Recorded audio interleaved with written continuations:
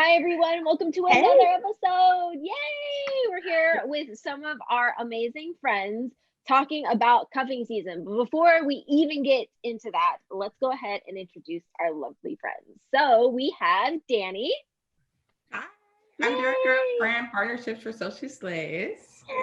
And who's the lovely gentleman next to you? This is my wonderful boyfriend, Jeff. Hello. Hi, Jeff. Yes. And then we have Aaron. And Aaron, how do you even fit into this equation? I am a friend of Chauncey's, so Chauncey's very kind to be on this conversation. Only friend, I thought we were best friends. Okay, we're getting technical here. Friend is in the title.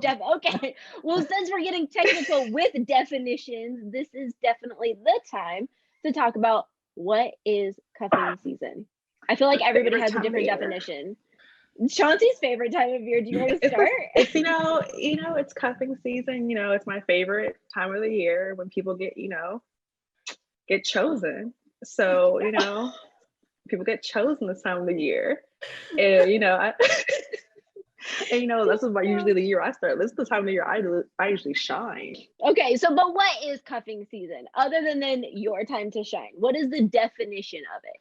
So my interpretation of cuffing season was always people that have that cuddle buddy for the cold weather, and you are cuffed up for that period of time before spring and summer come along, and then it's fair game again.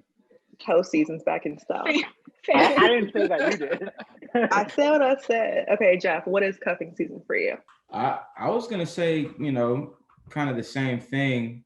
Somebody maybe you get to know when it's cold outside, keep you warm. Maybe you guys go on dates. Maybe. I heard maybe. And Danny's like, maybe. Oh, really? Maybe? Right. Maybe I acknowledge your presence in public. Maybe we go on dates. So is it like Netflix and chill basically? Or like we're doing like a little like Union Square, San Francisco Christmas lighting together? I think you can do all of that. Danny's like, I think Danny's really like, oh, please tell me. Because we did that. I think it's more so emphasis on the timeline, maybe. Okay, that's my next question then.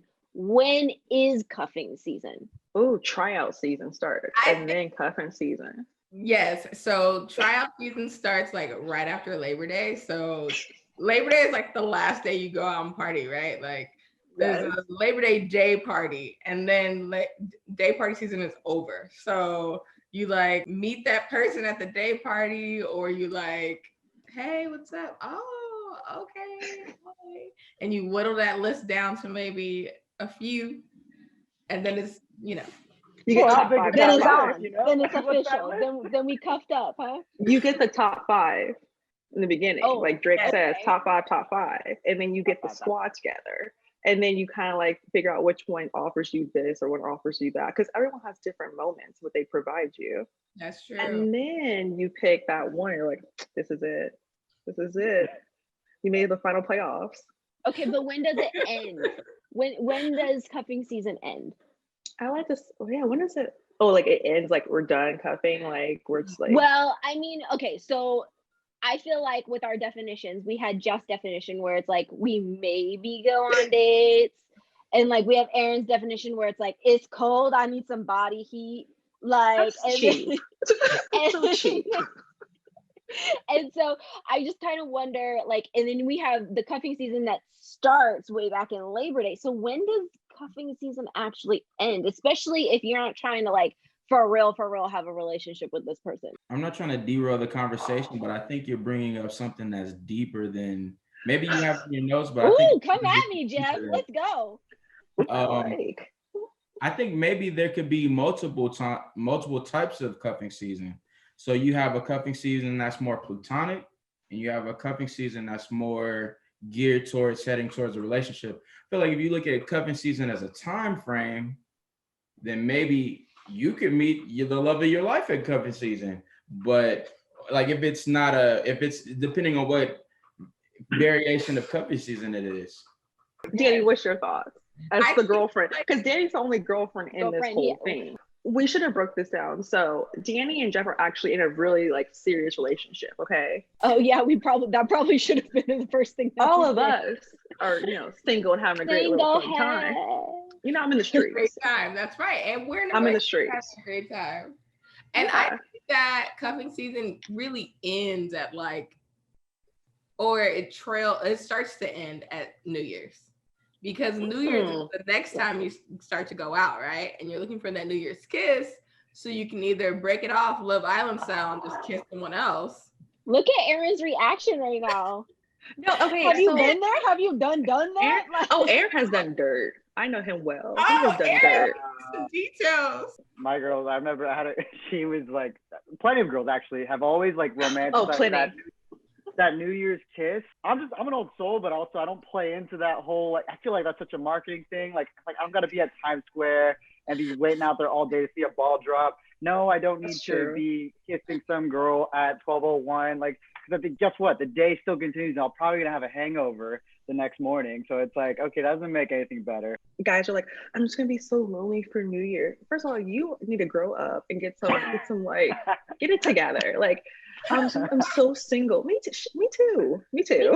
I don't feel a big deal about New Year's kisses and everything because like people are sick around the holidays. And I'm not trying to get sick with you for my birthday. She's on my health over here. I got marketed to. I love New Year's kisses. I think that's just like the cutest thing. Start your New Year off with your boo. Give him a kiss. Maybe because we're doing it all wrong and Dave's been doing it right. How do you know they're your boo though? Like we're talking cuffing into New Year's. Like if it's like a 3-month thing, like I'm gonna hang out with my homies. It's like if we got something going on, we got something going on. But like 3 months at home with your mom. That's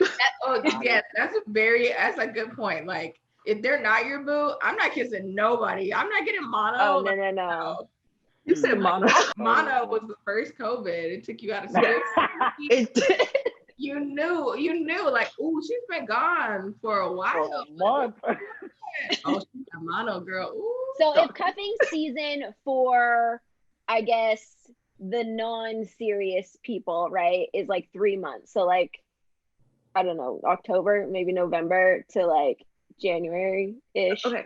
So let's just ask everyone, what's your 3-month trial? So for instance, for me, like Danny said, Labor Day, you start around September.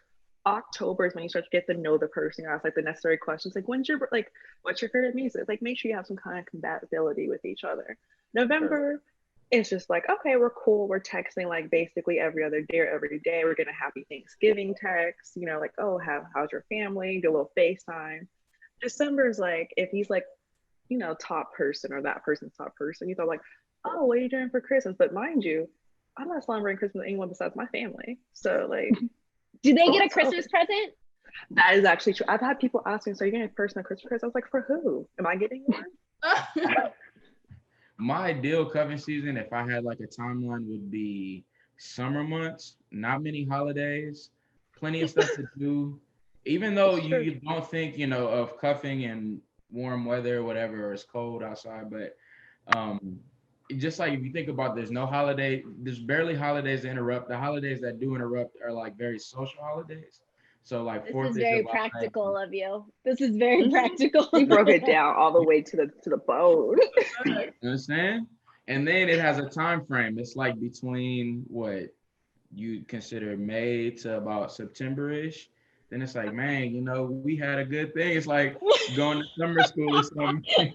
Or going to like a summer program. Summer school. You said summer school. He said So interesting though, because like automatically you always think cuffing season's in the winter, cold weather, not and stuff, exactly what Jeff said. Because a lot of people would say that they're open and free for business like during the summer warmer months, and they're just like, I'm here, I'm ready to party, like let's go meet a whole bunch of people. So it's so interesting how people have their different cuffing seasons. There's not one like cuffing season. Because some people in cuffing season, there's always that one person who thinks this is it for them, like this is it, and they're like, oh, can you, I want to introduce you to your family. I am not trying to meet your parents this year. Like I am not trying. I'm just not. Hey, you. Like I barely want to talk to you every day. Like, I will meet your mom and dad and then get to get them a gift because people get like real crazy. Like, I think because we are older now, like we're not in our, we're not in our 20s anymore. We're in our, our great time of 30s. And like, it's different now. People take cuffing season a little too seriously. Like, oh, we are together. And I'm like, oh, are we together? Like, I am. If so, in certain people's minds, I'm probably locked down by like at least 3 people right now. I'm just like, you're so funny. I look at like my past histories, and everyone I've ever really like talked to is always around cuffing season, like the powerful ones. I'm like, oh, I am gonna agree with that because you've seen it. and it's not until you said it that I was like, oh, yeah, you're right. Like the real, and they always transition out cuffing season, but then but they fizzle after a certain like I don't know. I want to say like because I'm rude. I don't know. You're not rude. I just don't think that they're anyone to keep around. They're just not people to keep around. That's what people are vulnerable around cuffing season too. Like the summer ended, we partied our butts off singly, and then I meet you, and then this is like a Christmas miracle, it's like it's a Christmas miracle. Jeff be watching Hallmark way too much. His little Lifetime. Hey, Jeff set it up on his phone. It's like, all right, what words are gonna get him? Jeff mentioned the vulnerability, right, during cuffing season. Can you imagine how vulnerable people feel during this cuffing season with COVID and everything? It's the longest cuffing season ever. Like, because I realize men can't like, no offense, like you guys are different. Even Aaron, you're different, I have to admit. Like men are just very lonely people. Like I've never had so many people just attack you. And I'm just like, oh, this is not okay. The thirst is real. This cuffing season is very unique, obviously, but there has also been an opportunity to connect with people like never before. That's true. Have extreme honesty, because I also think that in general men think that they have to lie to participate in cuffing season, and they have to like manipulate and deceive. But that's true. Give us more insight, Danny, on that. Tell me more. Speak more upon that. So many women are the same. Look, girl, where's my role? He does. I feel like they need to lie, like, oh, hey baby, what you doing? Like, you don't need to say baby, you can say hey Danny, like say my name. Say my name, because if you don't say my name, I don't think you're talking about, you send like a heck of girls like hey baby. Say, I remember this one guy. One guy would be like, oh hey baby, and I was like, and I think this is a couple years ago, my youth. I was like, who is baby to you? My name is Chauncey Woods. Say hello, Chauncey. So even to this day, if he ever like pops out of nowhere, he's like, hey Chauncey. I'm like this. You were taught right. Hello. I got a name. And then just like, if you are trying to Netflix and chill, tell them. Like a lot of women are just down with that. It's like, hey, you know what? I didn't have a summer. I didn't have a hot girl summer. So maybe I'll have a hot girl winter. Like, hey, cool. I will Netflix and chill with you. I do agree that it's not good to lie. It's always good to be honest. Honesty first. Honesty always wins. So I do agree with that. I do think the only thing I think maybe I had maybe an issue with what you said. It's not really an issue. I shouldn't say issue, but just like the part where I was like, maybe I have another, but I was just thinking that, man, like it's tough out here right now with COVID. And I think people gonna get lied to. Like this is people gonna get lied. I don't know when the next time I might see somebody again. I'm not just single right now. I'm extremely single because I can't even go and be social to unsingle myself. You say you can't, but that's true. It's like people are single. Desperation is real. I say for single people out there, to Danielle's point, to agree with you, you want to stay away from dishonest people. But if you find yourself being a dishonest person, or like you feel like you're super desperate, just take a step back and just say no. Aaron, but what about you during this like longest cuffing season on earth right now? Please tell. Well, I mean, best friend, tell me. I have a friend he's been on the apps and stuff, so I just try to tell him, because I mean, everyone's sensitivity to what's going on scientifically, obviously, differs, right? And then some believe in it, some don't.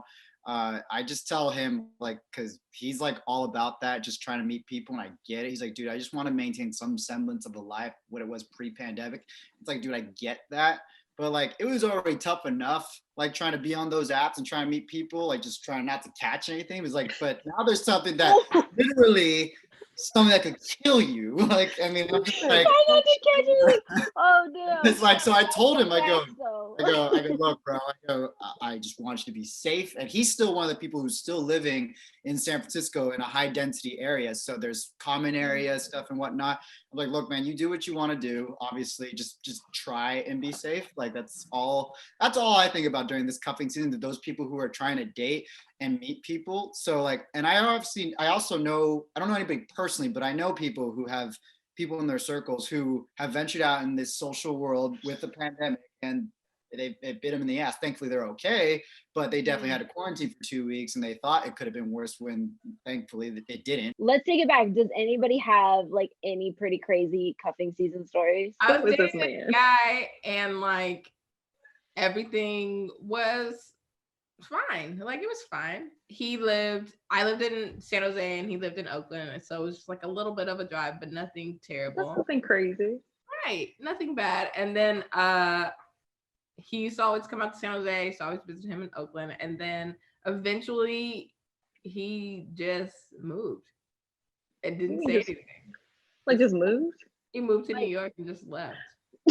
So he like just ghosted. He like left the state. Yeah, he talked about it, but he talked about it as if it was in the distant future. Like, oh yeah. How did you know he moved? I saw on Instagram he was posting in New York. Like I was like, oh, okay. He did say that he was gonna move back to New York, so I guess he moved. But like just the conversation, like, hey, I'm moving. I was like okay. How cryptic. You know, I'm like, that's so cryptic. I'm like, am I supposed to decipher like rude? Audacity. Can I get a text like, hey, I'm moving this weekend. See when I see you. Like have a good life. None of that. It was like, hey, great hanging out this time. Text you later. Like, okay. Oh, no response. Okay. All right. That's rude. Like, I know you. Okay. All right. What about the guys? Do the guys have any, like? I mean, it's not that out of the norm. It was college. It was a friends with benefits scenario, and then it went on for a while, and then she wanted to be something more. I knew it was going to happen at some point. I was just trying to not say anything and just ride that wave until it happened, and then eventually she brought it up, and I was like, yeah, okay, sure. And then we ended up being sure. I mean, I didn't say it like that, but we ended up being together for a while, but it's not like I was planning for something more necessarily. I was just kind of more of like, okay, like now that I think about it, I've only been talking to you, hanging with you for a minute now. It's like, okay, yeah, you're making the first move. That takes guts too. So like, why not? Because I've been single for a while. So it's like, sure. Yeah, I was open to it. And then it ended up going on for a couple of years, and then we're still cool to this day. So, I mean, but that's not really, I mean, I guess that was a cuffing season, but I was also college. So you're super young, you're just meeting hella people. Yeah. But, I mean, it was a great time in college. Up that way. But I don't know, cuffing season for me, like I have an extended season because I've always played it really long game with that. Just like take my time to make sure if you were ride or die or not before you make it to the squad. It's like the one man squad, one woman squad. So. Okay, Jeff, what's yours? So I had a cuffing season situation. I wouldn't say I'm not proud of it, but nothing really obviously materialized. You learn, Jeff. Obviously, you learn. We've all been there. So okay, tell us. It was mainly just I had a goal in mind in terms of like what I wanted to do in the near future. It kind of didn't include her, not for any reason as far as like being mean, but like just I wanted to move out of that state and city, and it was like emphasis on the I part. At the time I'm like, man, I don't really feel too comfortable here. I'd rather go home. And so I made that clear. We met on one of those dating sites, and we just kicked it. For like a year or two, and then I left. But I told her, At least you told her. Okay, so let me ask this question. We've talked about serious cuffing seasons and, just non-serious for fun. How do you know the difference with the person? I think the way you know that you're in a temporary cuffing season situation or one that's less serious is if it's cuffing season around the holidays, and then you get past the holidays and you still haven't met anybody. Like you don't know anybody. You can't even pull up to the house. Like you don't know what parents look like, what sisters look like. You haven't seen baby pictures, like nothing. I think it really depends. I mean, it's kind of like Danny said earlier. Like you can ask somebody what they're looking for, like how they envision things going, right? But they can easily be lying. And so I can go, like women can do that too. Women can be pretty shady like that. I've had that come my way. But so ultimately you got to know what you want. So like I know for me personally right now, like I'm just focused on my hustle with my career and my personal investments just to try to level up. But for me, the way I know I'm down with them is kind of like what Chauncey said. Is like if I do things that I normally wouldn't do, then obviously I must like them or care about them enough to like want to make them happy on some level, right? Like for example, like I'm not into the whole ice skating during the holidays. I hate ice skating.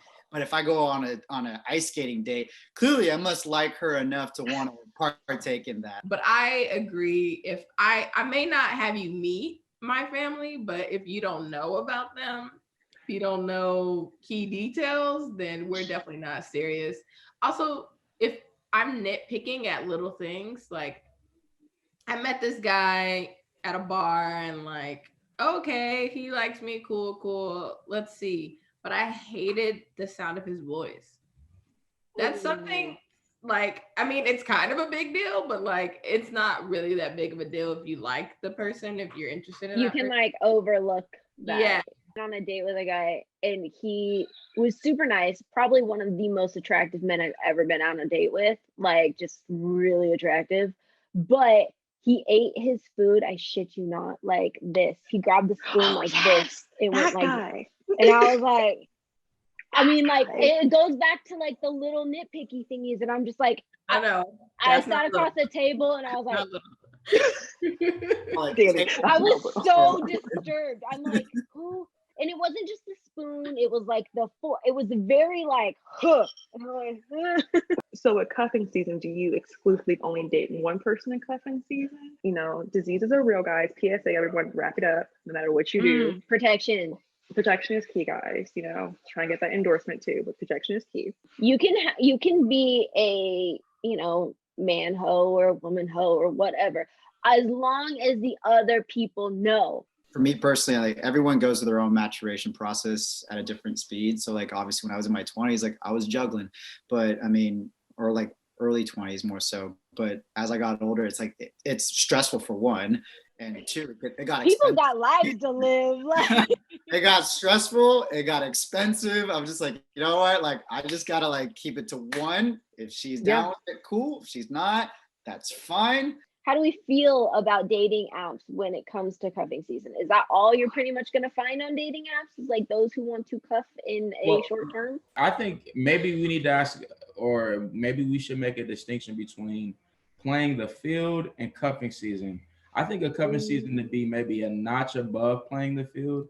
And I feel like playing the field is when it's like, if I'm on Tinder, it's like me at a bar mingling, but I'm just doing it from my phone type of vibe of like, hey, I'm this and this is what I do, or what do you want to do? And that type of thing. I think that's like before cuffing season. Cuffing season, and then it's relationship. It's like I've honed in, maybe it could be two, but I even think it's mainly just for one person. You're cuffing one person. This is the person that's handcuffs. There's two circles. It's like exactly shackles. Doors.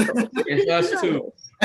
So like, cuffing season only involves one person. In my opinion, I think that when you're cuffing somebody, it's only you and them from my experiences. If I was single during this time, I don't know what I would do, to be honest, because I never really was a fan of apps. I need that in-person vibe. And like when I was on apps, I was copying and pasting conversations, and I know that's terrible, but like 30 dudes just asked me the same question. So what's up? How's it going? You have a good day? Like it's real. It's the same. Like let's be like creative with it. Like please. And so I needed like an in-person vibe. And whether it be a bar, which like we're all saying doing no less and less, like I don't have energy for bars either. But Me like, either. I'm tired. but if you come up to me while I'm at Starbucks or like, Yes. Or if we can do a happy hour. look, I love a great happy hour. So please come up to me at happy hour. That is my bar. Like, Yeah. Or mimosas at brunch. Like, okay, Yes. let's do that. But like, I need that in-person vibe to see who you are. But now I'm even to the point where like, I need to know someone that knows you, because I really don't want to waste my time. Like, luckily we have mutual friends, and so we were able to, well, I don't even think we like character vouch for each other, but like in the past, I'm like, man, who do you know? Right. Yeah, everyone knows someone knows someone. Like everyone has like a circle of like, I hate to say it, but Disney was right. It's a small world after all, because someone knows someone. Like it's true. Like the people that you come across, you're like, oh, I know someone who knows you or knows someone like your family. But yeah, like bars, I'm not the bar kind of girl anymore. Catch me at the local Starbucks. Catch me at the like the local Kaiser. I don't know, but Kaiser. Okay, because I'm usually there because injuries. But like I don't have time to like. I'm just busy. So if you're not on my kind of level of stuff, like I'm trying to weed people out. Like if you always have, how do I say this? If you're just always out on the streets, like that's fun, but I am too tired for the streets. Right. Yeah. My family says they have this saying, like my grandfather, he says, if you're not here for what I'm here for, then you'll be here when I'm gone. Exactly. And that's amazing. That's a great quote, because like that's true. Like you have to be on the same level as me. I'm not saying you have to be like, like this like amazing person, but you have to have the same like ambitions I do, especially for cuffing season. I feel like you have to have like, you kind of know like the drive in cuffing season. Like if we're not both ambitious for something, then there's no point for us to even do this. And quite frankly, that kind of goes for friendships too. Like, I mean, yes, during pandemic, I'm sure we've all kind of know who, if you didn't know who your ride or dies were before pandemic, you definitely found out by now. Like, exactly. Who you're talking to. So it's like, it's not just from a romantic perspective, it's also from a platonic perspective. Just like, who your ride or dies are, who are the people that vibe with you. And so like, you should know that from a friendship standpoint. You can kind of apply that for somebody who would have that extra step romantically. So you kind of already should have a blueprint as to what that feels like, what that looks like. Okay, so final thoughts on cuffing season. We're gonna go in a circle. Final thoughts, any final advice or tips? Aaron, go ahead and start us off. Okay, what you want. If they don't know what you want, you can't ever get butthurt if it don't go your way. So facts. My final thoughts are, this is for 2020 pandemic year. Lower your expectations of cuffing season, or like lower them, or just don't have a cuffing season. Just take a break, take a hiatus, because it's not going to be the same. Nothing's going to be the same. And you're just going to get disappointed because you can't do the same things. And it's dangerous. I would say don't take yourself too seriously. Like Jeff said, everything is different this year and expectations do need to be lowered. And just like try to have fun. Like don't take yourself too seriously. There's enough serious things happening. So just try to enjoy the conversations that you have, the moments that you do possibly get to see someone. I would say personally, love yourself first. Like I know that's cliche, but you actually need to love yourself, because like right now, especially in this new thing that we're going through with the pandemic, like you need to take care of your own self before you can like take care of someone else. So like, of course, have your fun. If you're in the app, talk to people, just because you need social interaction. But I think honestly, like love yourself first and take care of your own spirit and your own life. And if you want to socialize on app, yeah, go for it. But be aware that you need something first before you start talking to other people in general. So I took Jeff's advice before I even knew Jeff's advice. I took a break. I said no, and I just kind of cut off anybody. Well, I didn't cut off, because you just kind of fade. I'm busy even during the pandemic. So those who are not in my circle or who I don't talk to monthly or weekly or whatever now, like, I mean, I may say hi to you afterwards, but I mean, the likelihood of us like hanging out or like me making special efforts is probably not gonna it's probably just not really gonna happen that much. Set yourself up to have an even better cuffing season next year. Yeah, like That's what level up. Bring new stuff to the table next year. Exactly. Look at Upgrade, cute. right? Take this year off, upgrade, come back next cuffing season with all new cuffing tactics. New straw. There you go. Read a There you book. go. All that building the pipeline. Educate yourself. All right. Okay. So that wraps up this episode of the So She Slay Show. Cuffing season. Thank you so much for our friends for joining us. This was such an awesome conversation. And until next time, we'll see you guys. See you guys later. I'm Chauncey. That's Heather. Have a great day.